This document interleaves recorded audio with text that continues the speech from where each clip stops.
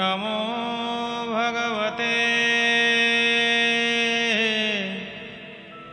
वासुदेवाय।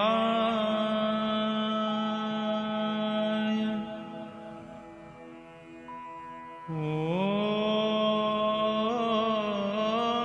नमो भगवते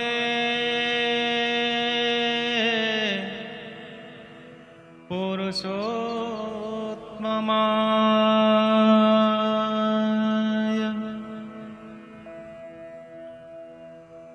यस्य श्री परमेश्वरस्य कृपया मूकोऽपि वाचालतं पंगुः पर्वतलं किल महाश्रीमर्तमतीक्षणम् जनमन्धप्यारविन्दसुन्दरदृशो किमन्यत परं वन्दे चक्रधर प्रसन्नवदनं भक्तस्य चिन्तामणि।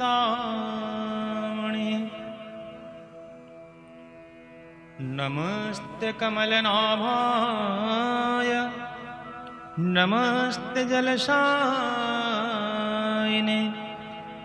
नमस्ते केशवानन्त वासुदेव नमोस्तुते।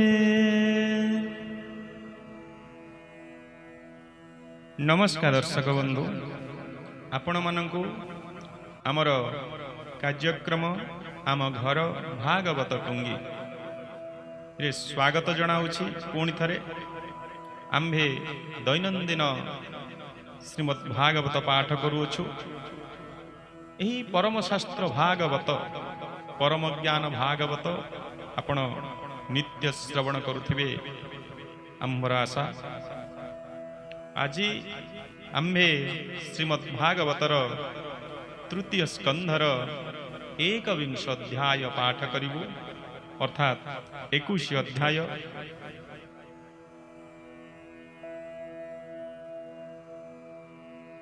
विदुर उवाच ब्रह्मारतः जाततनु जे पूर्वे स्वयं भुव मनु ताहार वंशे जगते किरूपे प्रसरिला जेते। स्वयं भुवर दुई पुत्र उत्तान पाद प्रियव्रत तेजे प्रचंड से विराजे ए सप्त दीप महीपुंजे।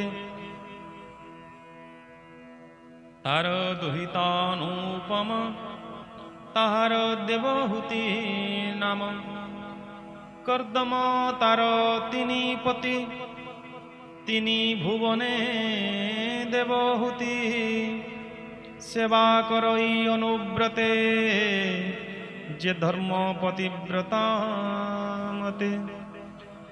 स्वामी स्वभावे षड भागे ताहार पुत्र जेते गर्भे जन्मिले कहमग्रते भमुनि दया जेबे चिते।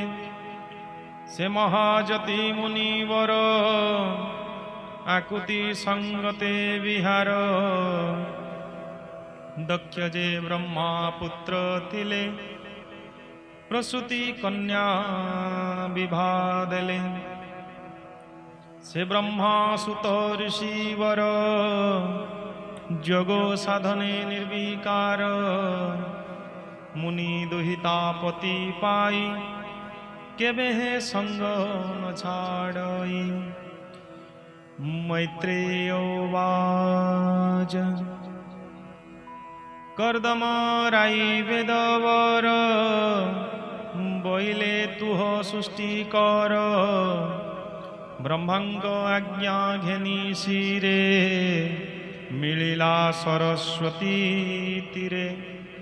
घर तपरे निमज्जिला सुण हे जेते तप कला देवंकयूत बरसे बसिलात्मार विश्वासे तप समाधि क्रीड़ा जोगे निश्चल भक्ति अनुरागे तार समीपे हृषिकेश तक्षणे हईले प्रकाश शुक्ल शरीर शून्य मार्गे जे रूपे हई सत्य जुगे शबद ब्रह्म रूप धरी तेजे आदित्य नुहे सरी लचन पुंडरीक दल सुंदर अलका कपल विराजे वस्त्र परिधान स्निग्ध मुंडजे स्वभावन किरीट कुंडल विराजे शंख कमल गदा साजे चक्र विराजे दक्ष करे तेजिण दश दिग पूरे स्मिताधर रंग वेनी विराजे निज तेज घेनी सुंदर हास मनोमोहे कोटि कंदर्प रूप सोहे गरुड़ स्कंधे आरोहण अमूल्य रत्न विभूषण सुरंग अनुग्रह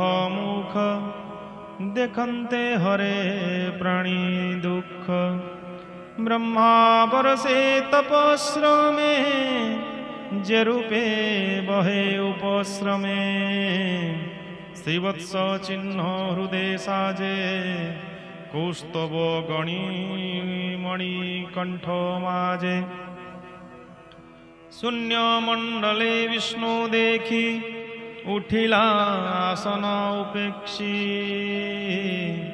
रमहरसे कलेवर नयन पुरे अश्रुजल कर अंजलि देई माथे दंड प्रणाम भूमि गते आनंद पुरे मनोरथे अंतरे हुए गतागते भनाथ तर दर्शन निर्मल कला मनयन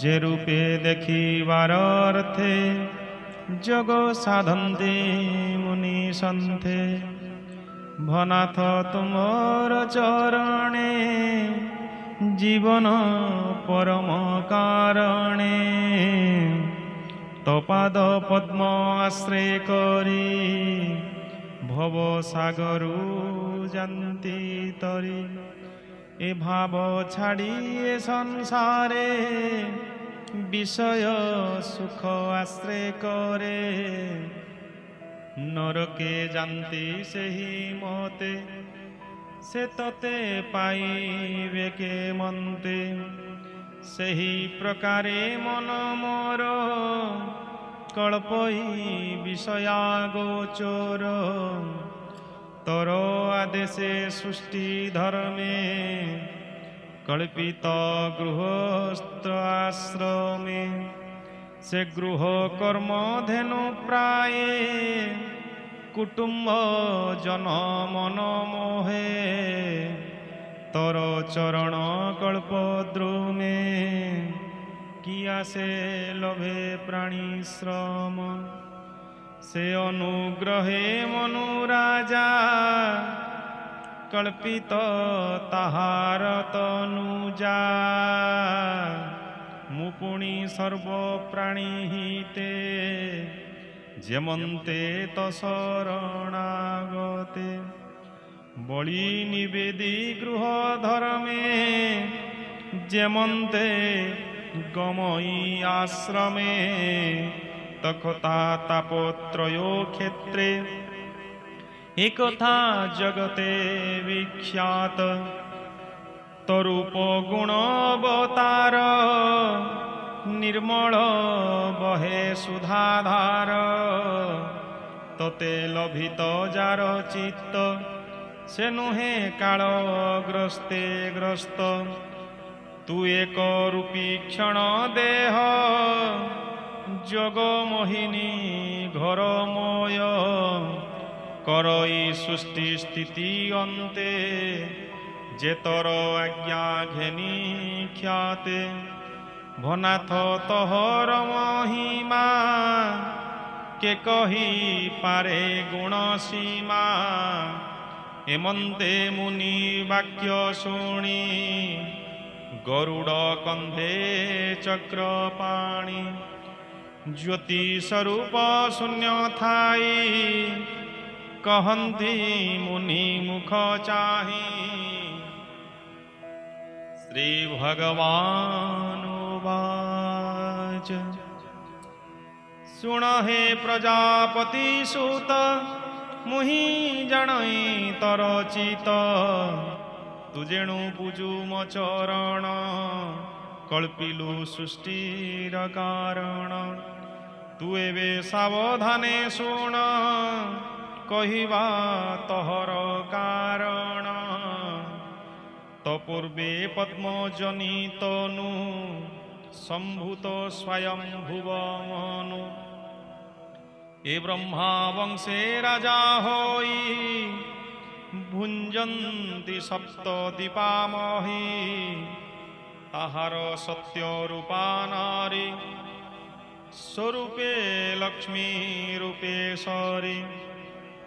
ସେ ଏକ ଦିନେ ଏକ ମତେ ମୋ ରୂପ ଦେଖିବାର ଅର୍ଥେ।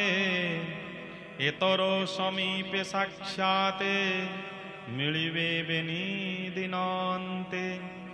ତାର ଦୁହିତା ଦେବହୂତି ରୂପେ ସମାନ ନହେ ରତି। ତାର ବୟସ ରୂପ ଗୁଣେ ଅପରେ କେ ଅଛି ପ୍ରମାଣେ। ତରୁପତି ମନୋହର କି ତାହାନୁରୂପେ ବର। ସେ କନ୍ୟା ସମର୍ପିବ ତୋତେ ଯେ ବିଧି ବିଧାନ କୋତେ। ତୁମ ଚରଣେ ଚିତ୍ତ ଦେଇ ଯେତେ ବରଷ ତପଧ୍ୟାୟୀ।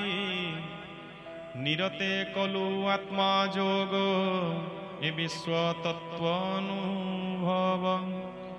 ମନୁ ଦୁହିତା ତାର ସଙ୍ଗେ ନିରତେ ଅଛି ଅନୁରାଗେ। ସେ ତର ତୁଲେ କରି ଭାବ ସତ୍ୱରେ ଗର୍ଭ ପ୍ରସବିବ। ତର ସଙ୍ଗତେ ତାର ବୀର୍ଯ୍ୟେ ଯେ ଅବା ପ୍ରତ୍ୟକ୍ଷ ଉପୂଜେ।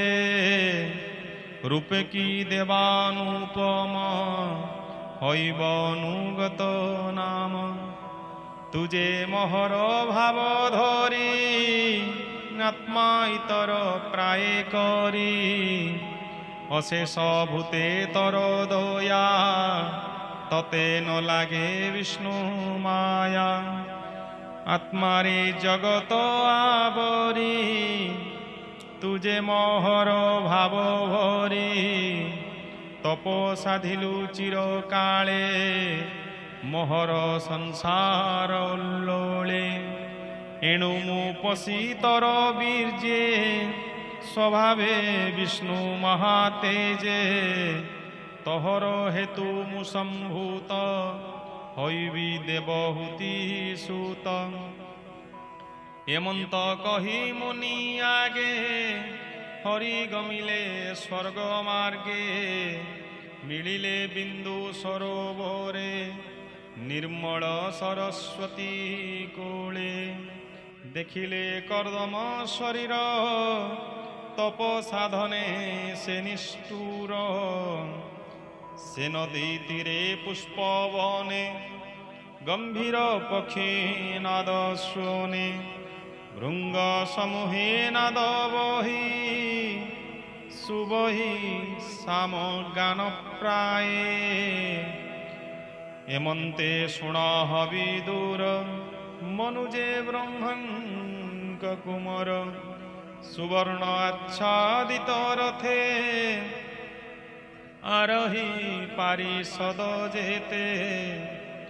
मध्ये बसई देवहूति विदुर मने कला भ्रांति एमंते विदुरर कोणे विष्णु मिलिले ऋषि मेले देखी तहंक भक्ति भाव तनु पुलके पद्मनाभ स्वभावे भक्त जन बंधु नयने अश्रु जल बिंदु पड़िला सरस्वती तीर तेणु होइला बिंदुसर पुण्य पवित्र शुद्ध जल स्वभावे निर्मल शीतल से जल विष्णुर चरणे सेवा करन्ति मुनिगणे पुण्य पवित्र वृक्ष डाले नाद करन्ति पक्षी मेले क्रीडन्ति नाना वनजीवे गभीर शुभे रंग भावे सकल ऋतु फल जही पुष्प पल्लव विराजई शत मयूर जुथ जुथ ककिल भाव सुलोलित कदम्ब चंपक शक नागेश्वर जे कुरुबक करंज बसन असन कुंद मंदार च्युतवन सारस चक्र बाकवाणी अति गंभीर परिमाणी गयल सलभ कुंजर कुरंग हरिण सुकर बानर गलांगुल साजे बकुल कस्तूरी विराजे से तीर्थवरे आदि राजा रथे मिलिले महात्वेजा कलत्र दुहिता समेते प्रवेश कला रत्न पथे देखिला मुनिंक वदन स्वभावे तेज हुतासन स्वभावे घर तप तेजे सुंदर शरीर विराजे विष्णु जन्मिबे ता शरीरे सुंदर केतक मातरे विष्णु गंभीर साधुवाणी से मुनि कर्ण पथे शुणी रम पुलक कलेवर नेत्रे आनंद श्रुधार शिरे सुंदर सहे जटा बसन बेष्टित काछटा स्वान सुकर सहे गात्रे हासर प्राये असंभूते रथ उपरु अवतरी मुनि समीपे दंडधारी मिलिला जड़ी बेनी पाणी देखी उठिले बेगे मुनि बसाई पूजिले आसने कहन्ति अमृत वचने तर गमन नृपवर एजस आश्रम महर राजा कुमार प्रश्न शुणी संत से पूजी विप्रमणि विष्णु आदेशे चित्ते शुणी राजा देशे चाही भणी आनंदे उल्लल लोचने कहन्ति अमृत वचने तुम्भ भ्रमण ये जगते साधु जन रक्षणार्थे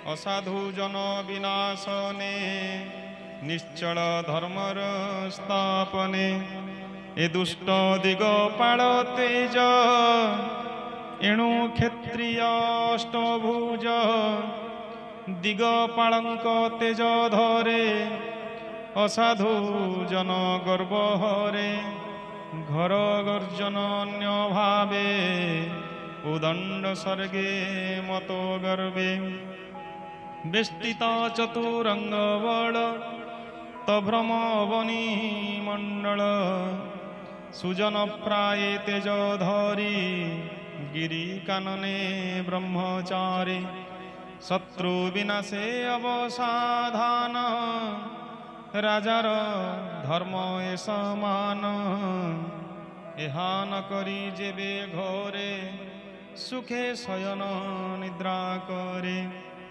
तेबे आनंद रिपु बल नासंति अवनी मंडल तथापि शुण हे राजन जे आदि तुम्भ आगमन तुम्हर प्रिय भाव बही सुहृद भावे पचारई ये मंत कही राजागे कर्दम रही स्तंभी भावे कृष्णर वचन सुमरी अधिक प्रिय भाव करी से मुनि चरण पंकजे ब्राह्मण जगन्नाथ दास भजे।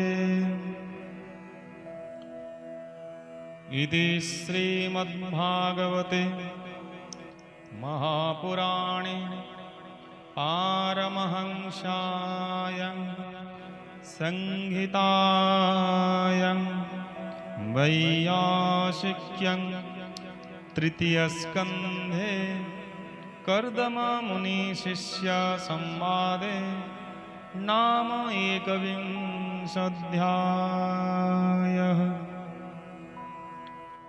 भीमस्यापि रणभङ्गे मुनिरपि मतिभ्रमा यदि शुद्धम् अशुद्धं वा ममोदशन विद्यते यदक्षरं पदभ्रष्टं मात्राहीनं च यद्भवेत् तत्सर्वं क्षम्यतां देव जगदीश्वर माधव। हरिः ओम्।